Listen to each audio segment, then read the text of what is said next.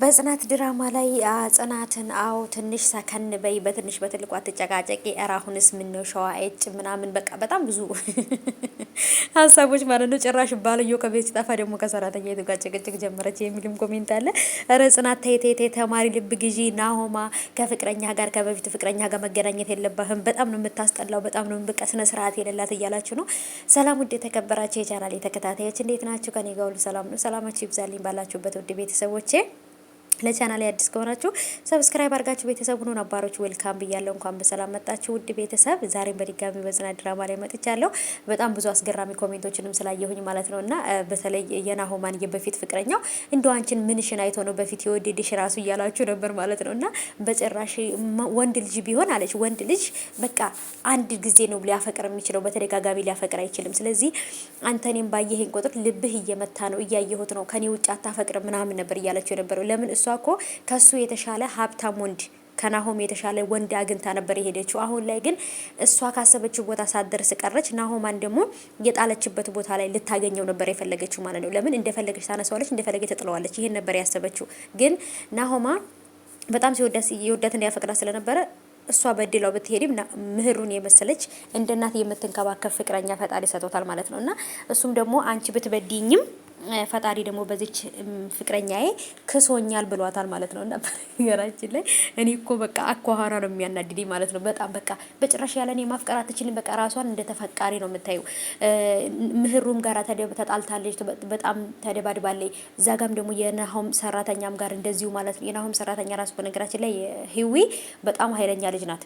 በጣም ኃይለኛ ናት። ትጎዳታለች ብዬ ነው የማስበው። እሷን በእርግጥ አሁን ላይ በስሜት ነው እየሄደች ያለችው እና ልትረጋጋ ይገባል። ናሆማም ከዚህ በኋላ በጭራሽ ከበፊት ፍቅረኛው ጋር ተገናኝቶ ማውራት የለበትም። የምህሩና የናሆማ ፍቅር ራሱ አሁን ላይ ቀዝቅዟል። ምህሩ ታማ ነበር ታውቃላችሁ። በስንት መከራ አሁን ድናለች፣ ተሽሏታል። ፍቅራቸው እንደ በፊቱ ሊመለስ ነው ብዬ ሳስብ ጭራሽ ደግሞ አሁን ላይ ውሃ ከልሰውበታል። ፍቅራቸው በጣም ቅዝቅዝ ብሏል ማለት ነው። በጣም ነው የሚደብረው፣ የእውነት በጣም ይደብራል። ብቻ ግን እስቲ ምን እንደሚሆን እናያለን።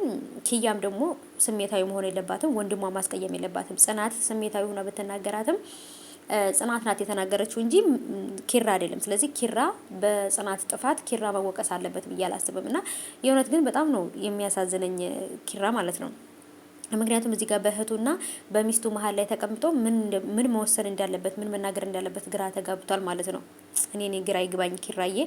እና እንግዲህ ዛሬ ያው ኦሬዲ ትናንትና የተለቀቀበት ላይ ገና ስለነበረ በበዓል ምክንያት አላቅም ሰዓቱን አሳልፈው ነበር ወይም ደግሞ አስቀድመው ነበር የለቀቁት። ሰዓቱ የሚለቀቅበት ሰዓት ሳይደርስ ነው የለቀቁትና ለዛ እንደኋላ ግን ብቻ ግን ትንሽ ቀዝቀዝ ብሏል ማለት ነው ውዶቼ። እና ኪያም የቤት ኪራይ እየከፈልከውን ሁሉንም ነገር እተወዋለሁኝ ከዚህ በኋላ ከስራ እወጣለሁ ብለዋለች። ይሄን ነገር ማሰብ የለባትም። ምክንያቱም ኪራ እውነት ለመናገር ለእሷ በጣም ነው የሚጨነቅላት። ጽናት የተናገረችው ነገር እንዳለ ሆኖ ግን በጣም ነው ለእህቱ የሚጨነቀው። ምክንያቱም አንዲት እህት ብቻና እና ማን ነው ክብሮም ነው ወንድሙና ታውቃላችሁ። እና ትንሽ ስሜታዊ ሁናለች። እስቲ እንግዲህ መጨረሻ ላይ እንደሚፈጠር እናያለን። አሁን ላይ እንግዲህ የጽናትና የኪራ መጣላታቸው ሲገርመኝ ወይንም እነሱ ቅሬታ በመሀላቸው አለ ታውቃላችሁ።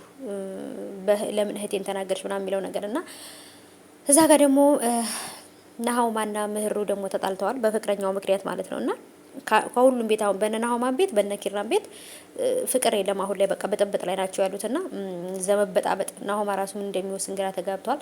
እስቲ እንግዲህ መጨረሻቸው አሪፍ ይሆናል ብዬ አስባለሁ። እንግዲህ በቀጣይ በሚለቀቀው ላይ ምን እንደሚፈጠር አብረን እናያለን። ግን የናሆም ፍቅረኛ በጣም ሰይጣን ናት ማለት ነው። በጣም ምንም ነገር ከማድረግ ነፍስ ከማጥፋት ራሱ ወደ ኋላ የማትል አይነት ልጅ ናትና በደንብ ምህሩ ልትጠነቀቃት ይገባል። ምህሩም ጽናት ጋር ሄዳ ጽናትንም ምህሩ በቃ እርስ በርስ እየተጽናኑ ነበረ